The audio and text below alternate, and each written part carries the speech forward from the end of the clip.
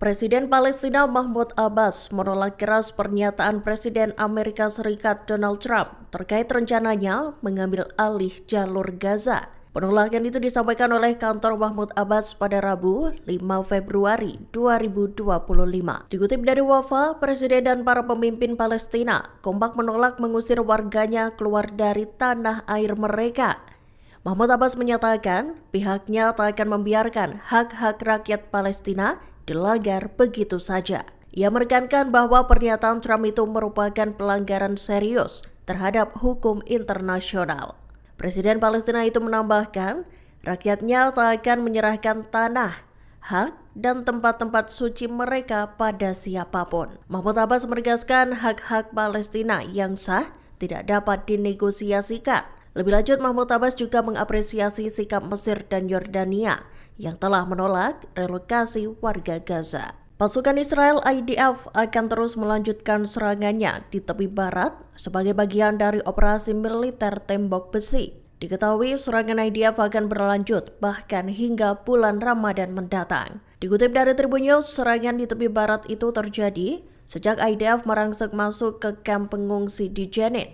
Serangan demi serangan dilakukan IDF sejak 19 Januari 2025 di tengah gencatan senjata yang berlangsung di Gaza. Baru-baru ini militer Israel mengumumkan akan memperluas operasi mereka di tepi barat. IDF menyatakan operasi di Jenin tak memiliki kerangka waktu tertentu. Pihaknya menekankan IDF tak akan pergi sampai mereka menyelesaikan misinya. Diketahui IDF beroperasi untuk membongkar infrastruktur kelompok perlawanan di tepi barat.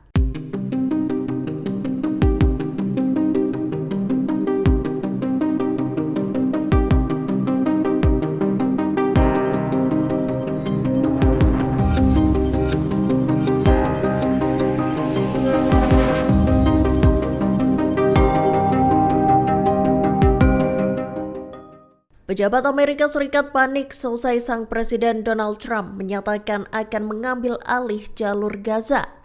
Trump menyatakan Amerika Serikat akan mengambil alih serta mengusir warga Palestina dari wilayah tersebut. Pernyataan itu dilontarkan Trump dalam konferensi pers seusai pertemuannya dengan Perdana Menteri Israel Benjamin Netanyahu Rabu 5 Februari 2025. Buntut pernyataan itu, sejumlah pejabat Amerika langsung kelimpungan dan bergegas memberikan klarifikasi. Menteri Luar Negeri Amerika Serikat Marco Rubio dan Sekretaris Pers Gedung Putih Karoline Leavitt menyatakan bahwa Trump hanya berniat memindahkan sekira 1,8 juta warga Gaza.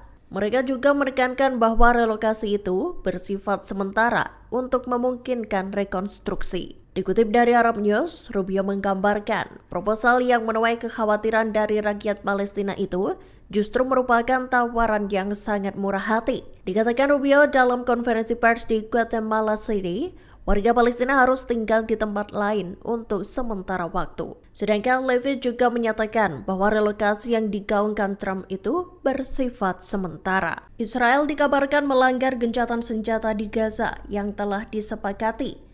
Dilaporkan, tentara Israel IDF menembak seorang anak Palestina bernama Hamza al-Hams di kota Rafah. Insiden itu terjadi pada Rabu 5 Februari 2025.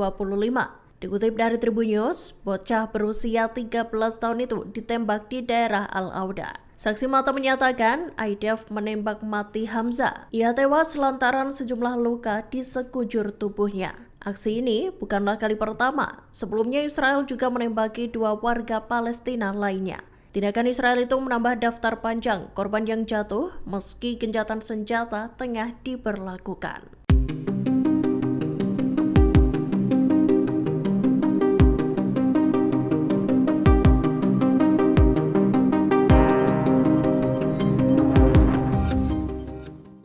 Pasukan Israel IDF masih terus melakukan serangan militer di tepi barat dan sudah memasuki hari ke-16 pada Rabu 5 Februari 2025.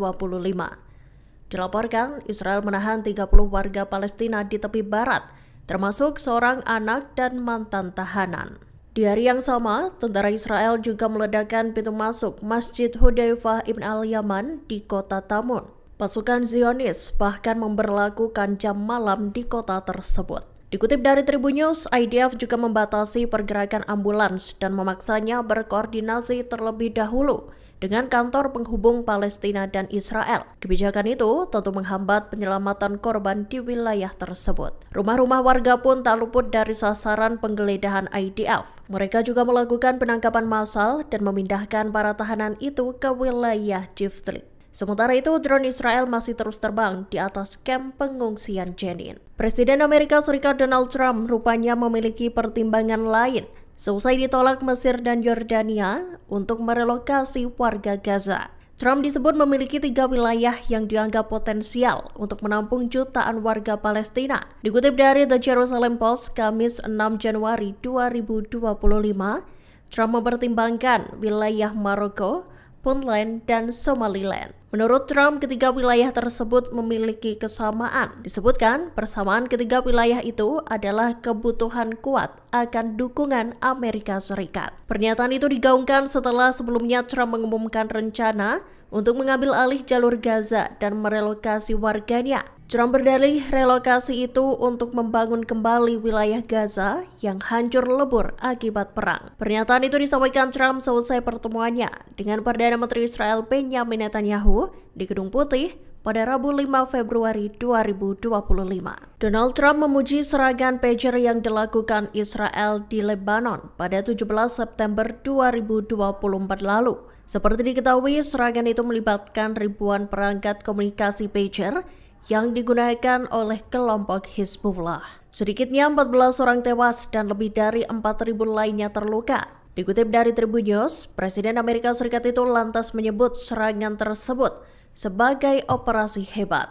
Ia bahkan mengakui keberhasilan operasi yang difokuskan pada para anggota Hizbullah. Seiring dengan itu, rupanya Trump mendapatkan hadiah dari Perdana Menteri Israel Benjamin Netanyahu dalam kunjungannya pada Rabu 5 Februari 2025.